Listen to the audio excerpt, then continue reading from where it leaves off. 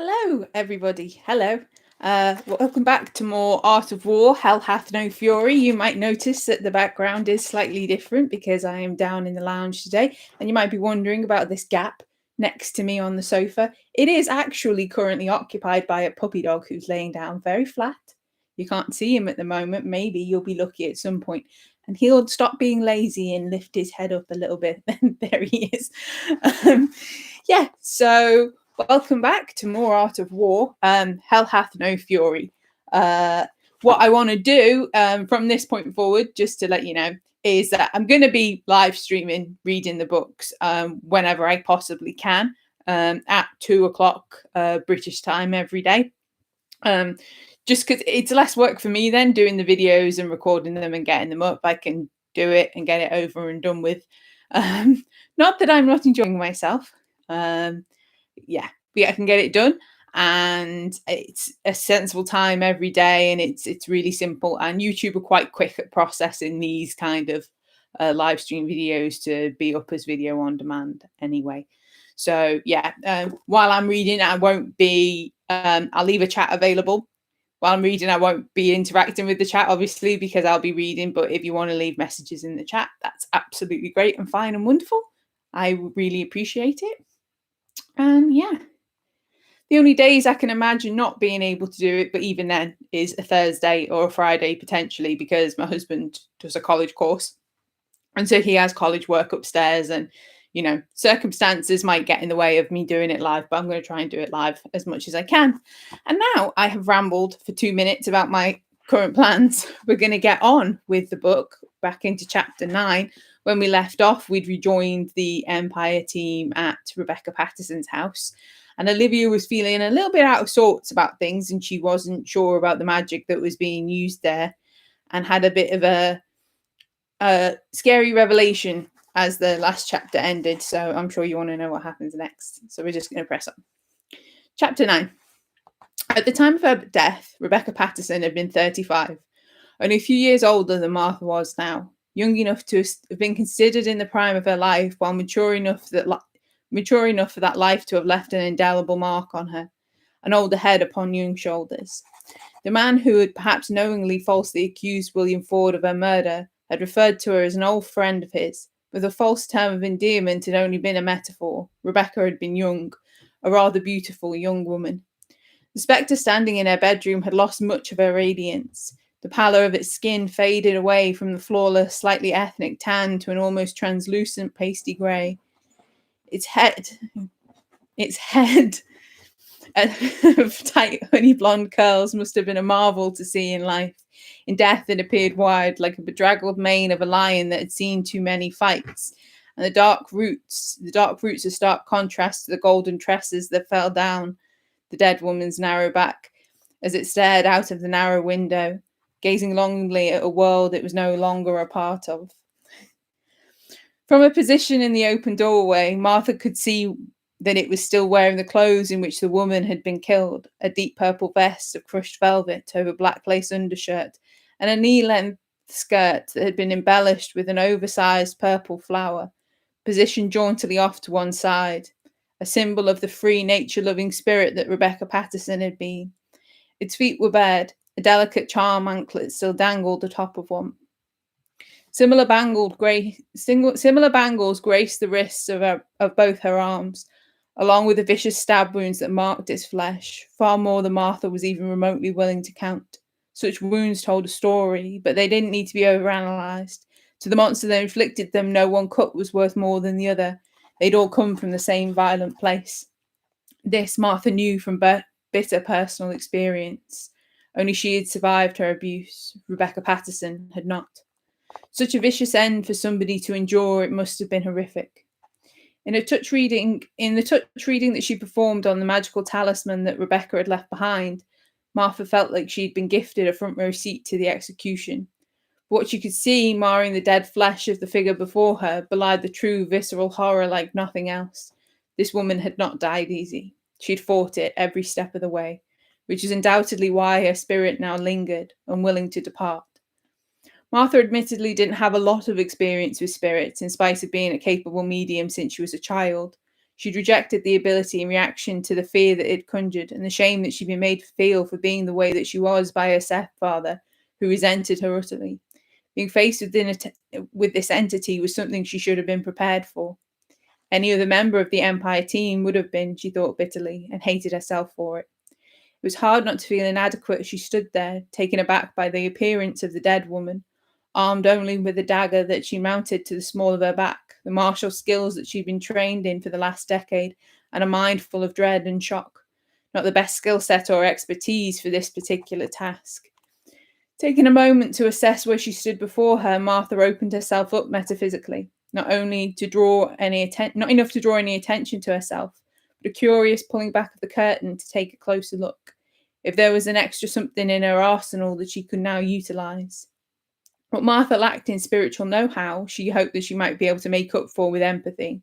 Sorrow and death surrounded the spectre like a visible aura.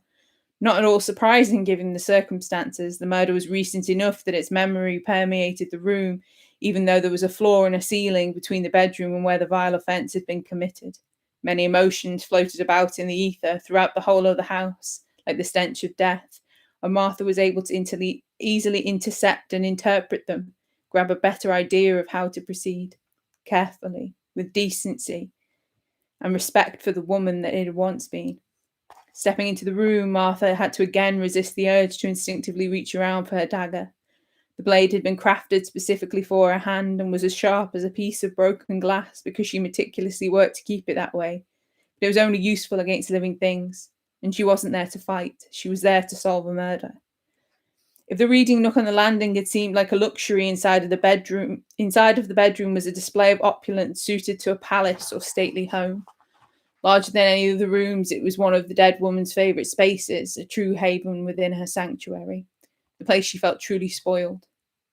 To the right of the doorway was a magnificent four-poster bed, elegantly crafted from dark mahogany wood. Elaborate purple and golden embossed drapes cascaded from the upper tester panel, framed around the edges by a matching pelmet, giving the bed an antique, almost regal feel. The dressing was of a similar design, shades of purple and gold, a colour scheme that Rebecca had seemed particularly fond of. A mountain of cushions rested on its luxurious surface. It looked like it would be heaven to collapse into at the end of the day, to snuggle up in. Another example of lavish opulence. Flanking the bed were two armoire dressers, both of which looked to be as meticulously carved from the same earthy wood as the bed, likely bursting with vintage clothing and accessories, judging from the dead woman's sense of style. As the other end of the room, a large series of vanity tables had been pushed up against a wall, topped with a triptych series of mirrors that would have been able to capture every single angle of Rebecca Patterson's face as she sat upon the accompanying decorative stool, carrying out her daily beauty regime. An impressive collection of ornamental cosmetic pots and glass perfume bottles cluttered the top of the table, better stocked than any high-end beauty salon. It denoted a vanity that Martha found odd. Then she'd never been much of a beauty expert. It was a good day if she could manage to get her hair tamed. The figure that still stood, staring forlornly out of the window, seemed to have no such insecurities in life. A woman who knew precisely who she had been in life, embracing and enhancing what she had to her fullest potential. Rebecca reminded Martha of the uber-confident Empire pagan downstairs. An interesting woman who had led a very interesting and very full life. But that was sadly not what Martha was there to learn about. It was her death, the untimely, violent end to the life that had come about. Attempting to open up a metaphysical line of communication, she let her psychic barriers down a little further, and she spoke the dead woman's name. The solemn spectre of Rebecca Patterson continued to gaze out of the black lattice panes of her bedroom window, failing or refusing to hear the greeting. And so Martha made a second attempt, now cautiously breaching the room further as she called. It was a challenge not to be overwhelmed by the visceral pangs of regret and loneliness that instantly reached out to engulf her, sensing parts of her genetic makeup that singled her out as somebody who would feel and acknowledge them, validate their ongoing presences. Such deep melancholy, it tightened up Martha's throat. It was so real. But once again, the spirit didn't respond to any of her urgings. Disappointing. Though from her limited experience with the dead, Martha suspected that it was as much a game of patience as it was persistence and psychic talent. Sometimes the spirit didn't wish to communicate, and it felt like it would be unethical or downright arrogant of her to try and force the issue, even though it came with the best of intentions, an offer of justice, giving peace to a human life that had been brutally lost. The last thing she wanted to do was further encroach on a place she didn't belong. The saddening reality was that, as pacified as it appeared to be, the spirit of Rebecca Patterson no longer belonged to this world, to the lovely sanctuary that had been her bedroom, and it was seemingly within the purview of Marytown's paranormal agency to ensure that she posed no potential threat to any of the people who would inevitably come into her home, ready it to become a sanctuary for a new owner. If they were able, they would see this poor woman to rest, willingly or perhaps not, though personally Martha was hoping to avoid the latter. It would be a shame to use such overt force. Knowing that she was going to require knowledge and skills beyond her ability, Martha reached into her jacket pocket and carefully, slowly extricated the slender silver smartphone that should be given to utilize while she operated in Marytown, a device that she'd come to rely upon more frequently than she ever had before because, as a rule, she didn't like modern technology, an after effect of being in the wandering company of a band of warriors who often favoured doing things the old-fashioned way. Sure, technology was great, but it could also diminish skills, instincts that had been meticulously honed to be as effective as they could be. It was a tool to be utilised, not depended upon, for it could fail, let you down. Making use of it now, Martha tapped out a quick text message on the oversized touch-sensitive screen and sent it to the investigators she'd arrived at the location with, letting them know what she'd discovered. Simply, it read, RP, spirit present, but not responsive, upstairs bedroom. Once it was confirmed sent, she slipped the phone back into her pocket and returned her attention to the lingering essence of Rebecca Patterson at the window, wondering what might have captured the spirit's attention. Carefully crossing the room, weighing every step, she took up position on the other side of the frame and gazed outside. The view of the park was one to be envied, a sprawling tapestry of autumnal colour and fading life that might have once appealed to the spirit's current state of being. The house was located on the southern side of the park, to the east of the small estate that Martha had been raised in. It was nice as any part of the lush, picturesque area, and though she had some bad memories that would be forever associated with the park, Martha could attest that it was a beautiful place. The residents of Marytown must feel very lucky, if only they knew the dark, harrowing secrets that she knew. Suddenly, Olivia appeared in the bedroom doorway, gasping and panting for breath as if she'd run up the stairs and worn herself out, which seemed impossible, as she was physically fit. Her eyes went wide as they clocked the spirit, standing by the window, not far from where Martha was, and they filled with a definite fear. Her voice was low as she muttered an expletive below her breath and cautiously whispered, Hey, Martha, I need you to listen to me and come right out of there, okay? She paused for breath.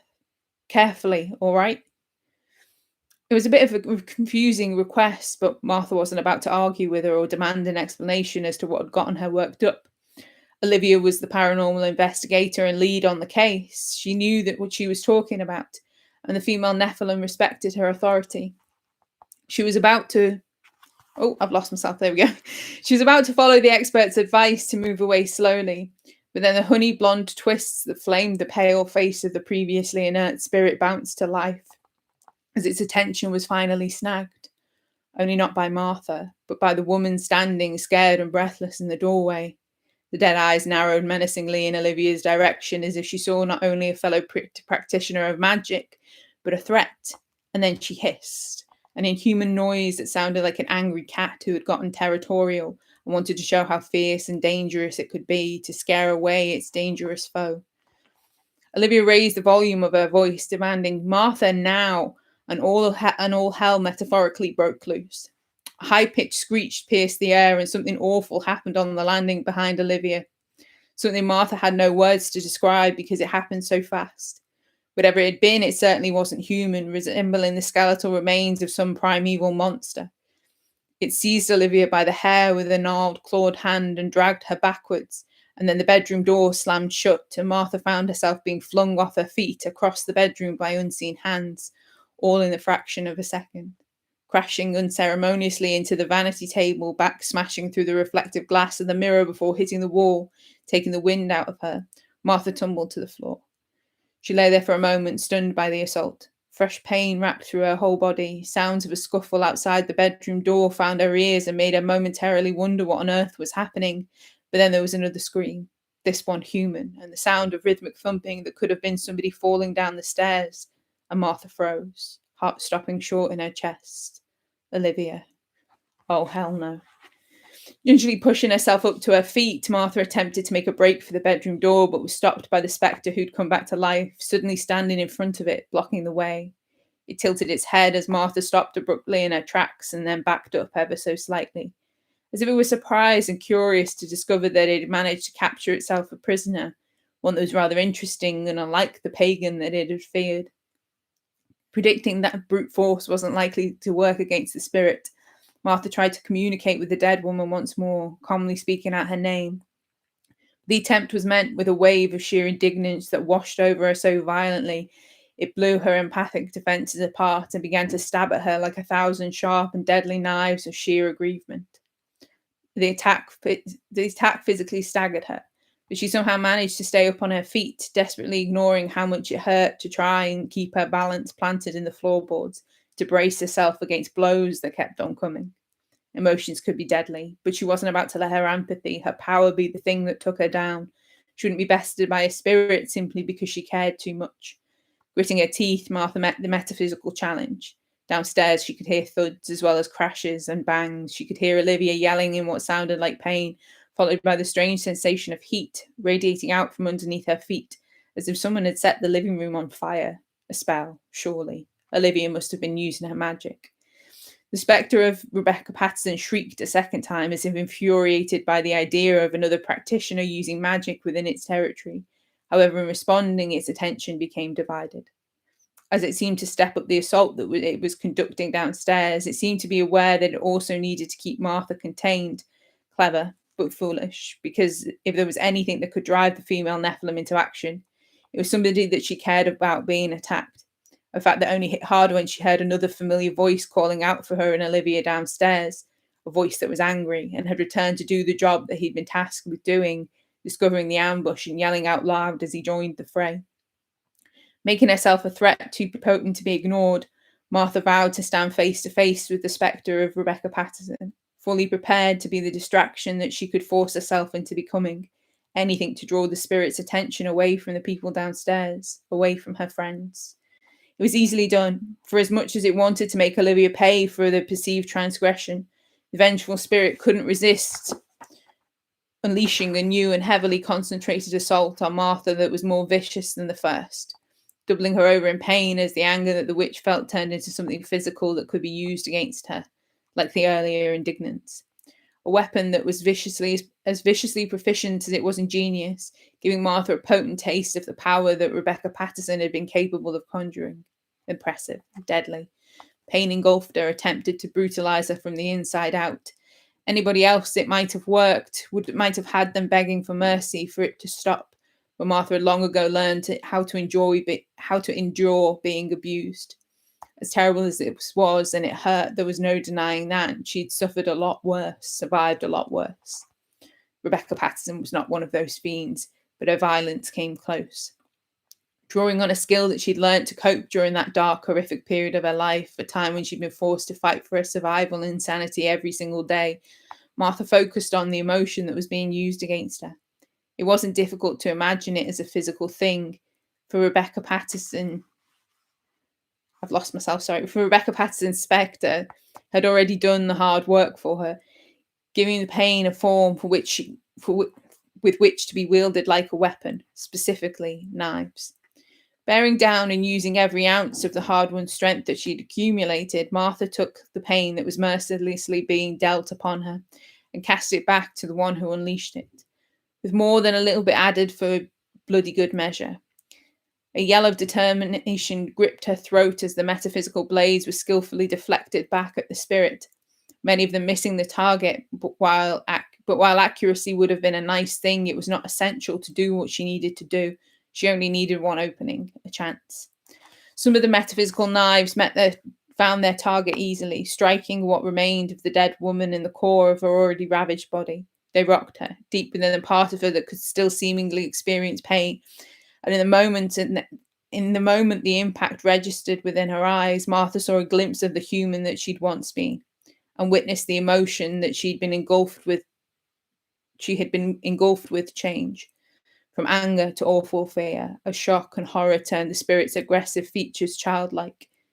It wasn't something to ever be proud of, to find victory in.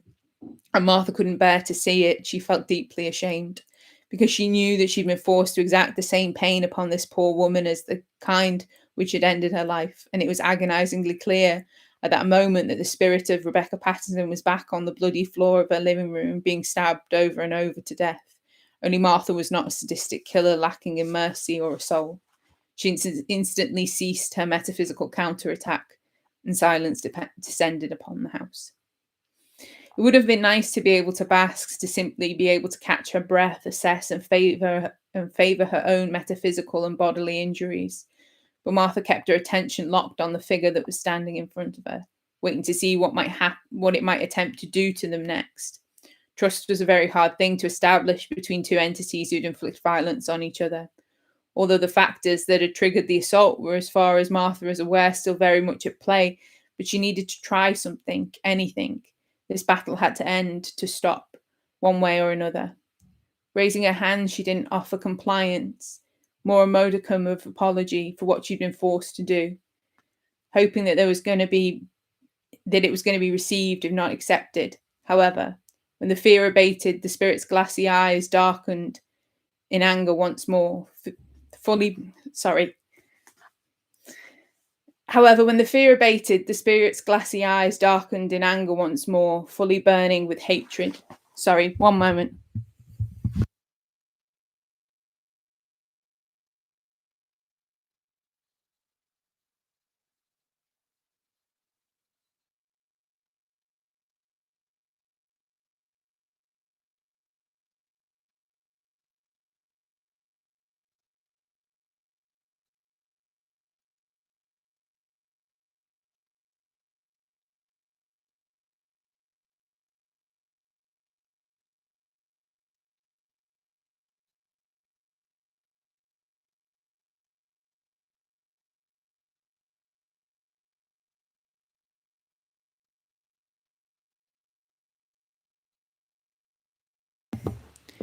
Hi, I'm back. Sorry about that. I was waiting for a package to be delivered and I knew that it would come the moment that I sat down to do this, because that's always the way.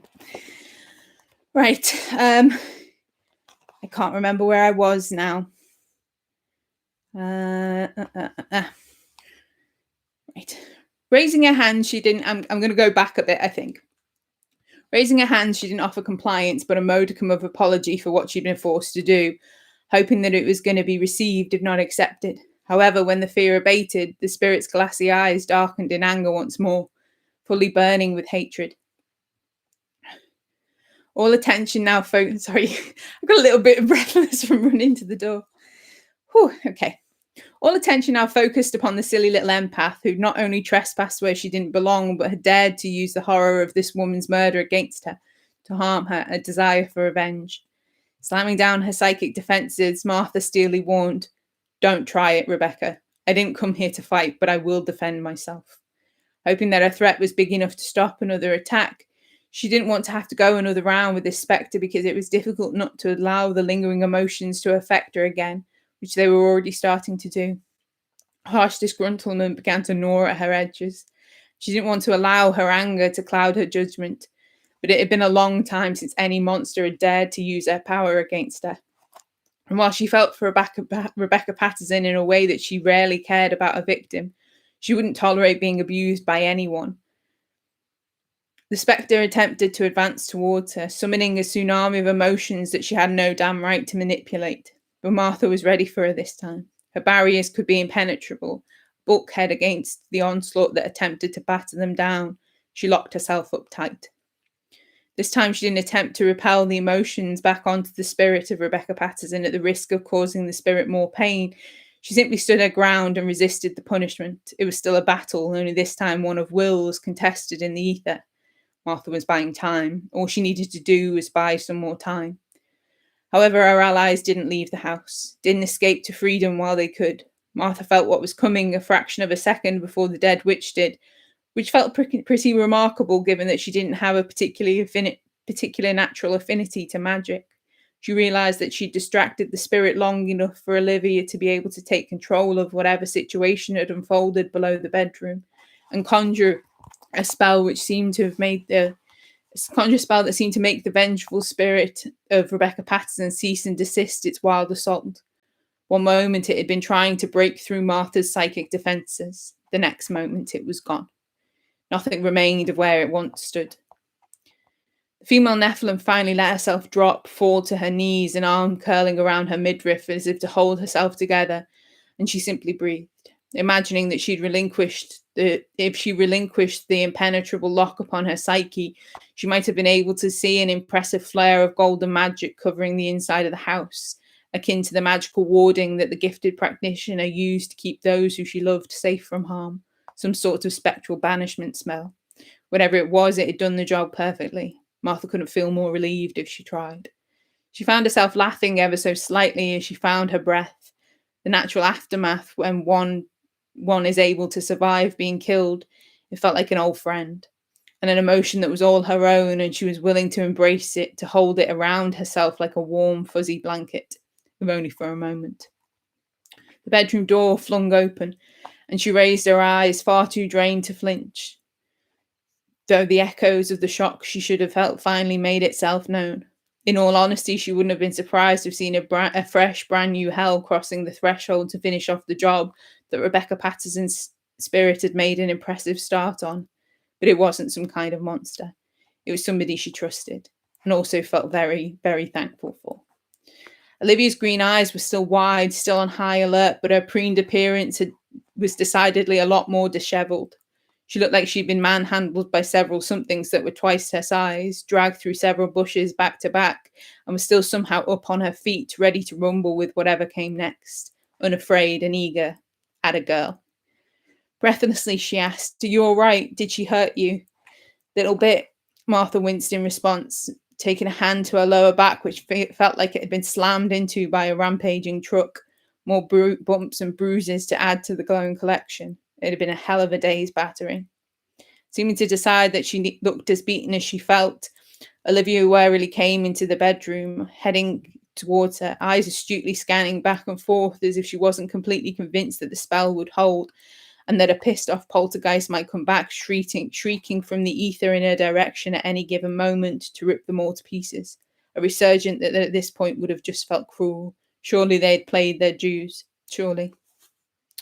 Offering Martha a hand, she looked pale, as if she were feeling faint, her adrenaline starting to give out on her, but her grip was strong when Martha's hand found hers, and she all but dragged the female Nephilim up to her feet, voice filled with a relief and emotion as she says, "Good, that's good. Let's get going." Acclimatizing to being upright, Martha pleaded, "Give me a minute." "You don't have a minute." Martha hesitated, because she felt like she recognized the fear that she could see in Olivia's expressive eyes, a fear that bored into her with her words, a panic that the talented pagan was fighting to keep from overwhelming her. Martha struggled to bring herself to demand, "Olivia, what's wrong?" And her friend pushed her into action with 3 horrible words: "Parker's been hurt." Words that brought Martha's whole world crashing to an abrupt halt. With an understandable force, Olivia urged, "We have to get him medical attention. Martha, come on, get it together. We have to go." In the short space of time it took for them to rush back down the stairs together, Martha spiraled from being relieved that the fight was finally over and wanting Rebecca Patterson's bloody ghost to dare shove its undead face in her path again, simply so she could show it how violent she could become when she intended to be. Even though she knew that it had been defensiveness, a misguided act of territorialism that spawned such an assault, she didn't believe that the fallen witch was inherently evil. She wanted the damned woman. She still wanted to damn that woman for all of eternity, and every single one that happened to follow. Somebody that she loved had gotten hurt, and that was utterly unacceptable. Okay, action, all the action.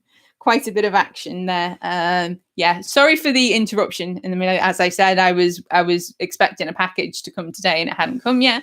And I just knew that the moment that I sat down to do this, it would turn up. So I had to run and quickly get that. thank you as always for watching. Yeah, so the first steps into Rebecca Patterson's house didn't go exactly as planned. And as was mentioned actually quite briefly in a line in Amanda's chapter, the chapter before, or a couple of chapters ago, I can't quite remember, with her worries about Joe going off to work and the Empire team going off to work, how quickly on a dime their investigations can shift and put them into a position where they're fighting for survival in one way or another. Yeah, so Martha's managed to stand her ground. She's feeling a little bit worse for wear, but Olivia says that Parker's hurt. So yeah, we'll find out what happens there. More about that in the next part. So thank you as always for watching. I'm not sure how long it'll take YouTube to process the video, whether it'll happen straight away. Hopefully it will. And I'll see you tomorrow. I'm not sure at what time tomorrow or if it'll be live or not, because it's VE Day tomorrow in the UK, well, in Europe. And we, as part of the lockdown thing, there's this big have a party on your front garden thing that the neighbours are doing on our close. So I think that we might be sitting out for a couple of drinks. So I might record the video beforehand and then put it up. So I'm not sure whether I'll be live or not. But anyway, join me here. There'll be a video at some point. So join me for that. And I'll see you then. Thank you very much for watching. Are you going to come and say hello? Are you going to? Teddy? Come here. Come here. Come here. Come and show your gorgeous face. Oh, this is my puppy dog. Yeah. Yeah. You want to say hello to everybody? Yeah. He got a haircut today. Finally got a hair. Tidy you up. Make you look presentable. Okay. Thank you for watching. See you soon.